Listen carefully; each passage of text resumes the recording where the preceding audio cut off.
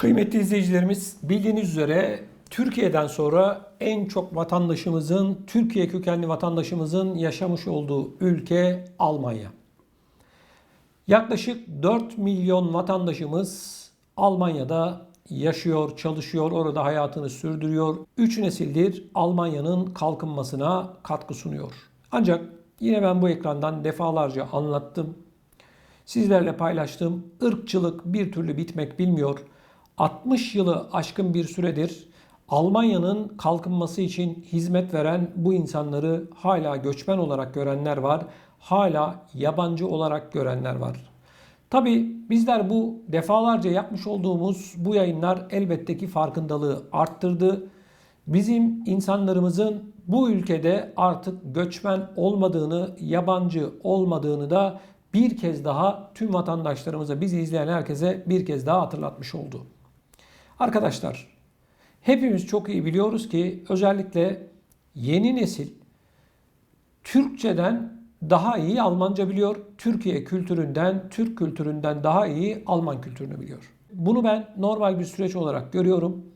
Özellikle bu kadar teknolojinin gelişmiş olduğu bir dönemde çocukların da bulundukları bu ülkeye uyum sağlamaları tabii ki gayet normal.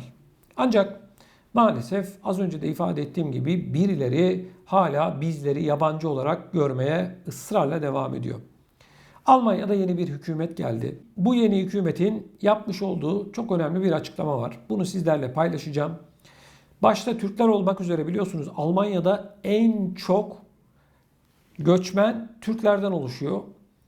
Nüfusunun da Almanya'nın 1/4'ü arkadaşlar göçmenlerden oluşuyor. Şimdi Almanya'nın yeni başbakanı bakın şunları söylüyor. Diyor ki kendimizi göç ve entegrasyon toplumu olarak görmenin zamanı gelmiştir. Buna Alman vatandaşlığına giden yolu kolaylaştırmamız da dahildir.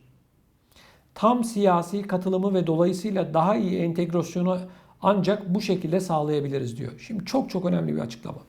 Şöyle ki arkadaşlar, Almanya'nın yeni başbakanı Scholz aslında şunu söylüyor, itiraf ediyor. Diyor ki bugüne kadar biz bu göçmenlerin bu ülkenin bir Alman vatandaşı, bir Alman kadar değerinin olmadığını söyledik.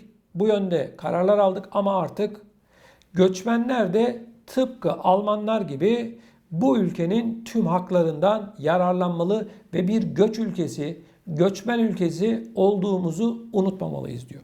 Türkçesi bu. Bakın devam ediyor.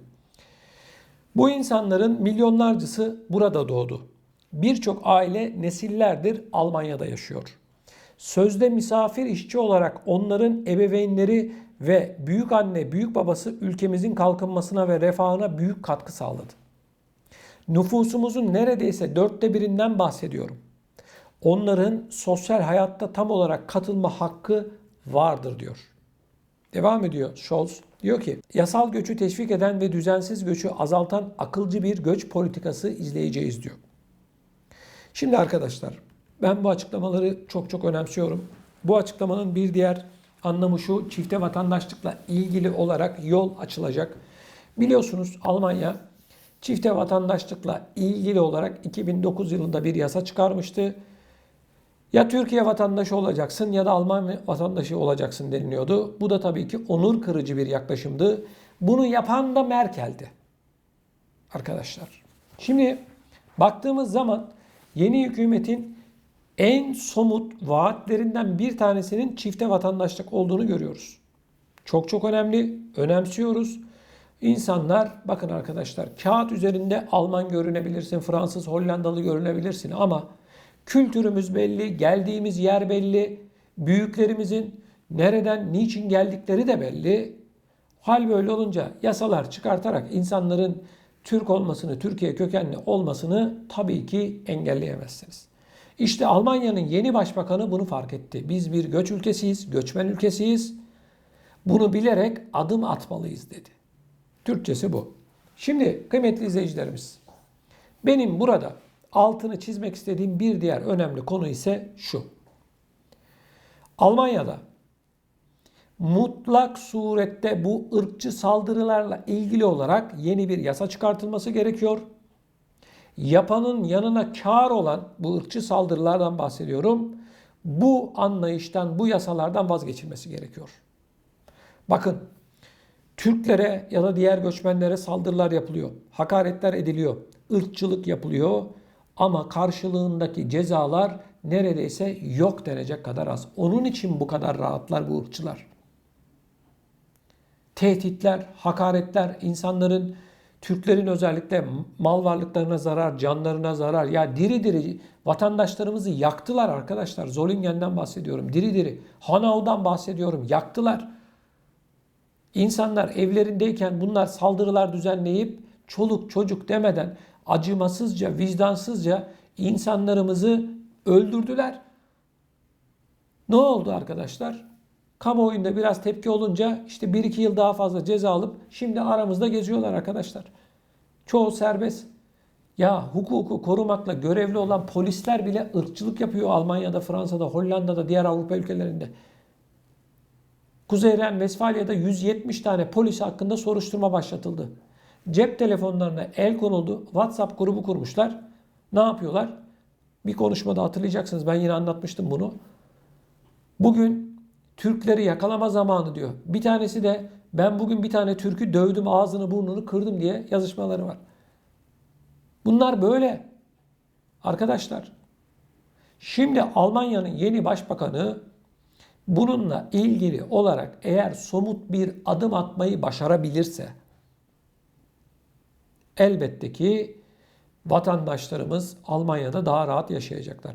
Şimdi bazı videoların altında görüyorum. Bazı izleyicilerimiz bana kızıyorlar. Diyorlar ki kardeşim sen sanki Almanya'da yer yerinden oynuyor. Sanki bir şey varmış gibi anlatıyorsun. Arkadaşlar, sen ırkçılığı yaşamamış olabilirsin. Sen saldırıya uğramamış olabilirsin ama evinde çoluk çocuğuyla beraber yakılan insanlar var bu ülkede. Polisin dayağına, her türlü kötü hareketine, hakaretine maruz kalan insanlarımız var bu ülkede. Irkçılığa maruz kalanlar, polisler tarafından maruz kalan insanlar var bu ülkede. Biz bu haksızlığa karşı susamayız arkadaşlar. Ben kendi adıma söylüyorum. Susamam. Yani sadece Almanya değil, Fransa, Hollanda, İsveç, İsviçre, Norveç, Avusturya, Belçika, İngiltere ve daha pek çok ülke. Yurt dışında yaşayan vatandaşlarımızın hemen hemen hepsi bizim bu kanalımızı izliyor. Ve biz onların sesi olmaya çalışıyoruz. Şimdi Almanya'da diğer bir ülkede bir haksızlık, bir hukuksuzluk varsa bunu konuşmayacaksın da neyi konuşacaksın? Arkadaşlar birileri, şimdi YouTube'da görüyorum bazı meslektaşlarımız işte bir şeyler yapıyorlar, ediyorlar. Saygı duyuyorum ben hepsine. Ben onlar gibi işte şöyle bir şey yapamam.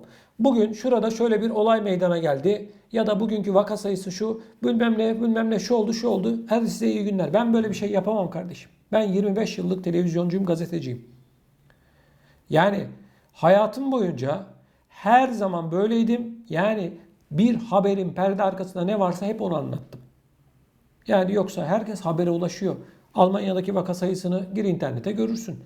Bir olay meydana geldiyse görürsün ne olduğunu. Ama bu işin perde arkasında ne var? Bunu ben sizinle paylaşmıyorsam burada oturmamın hiçbir anlamı yok.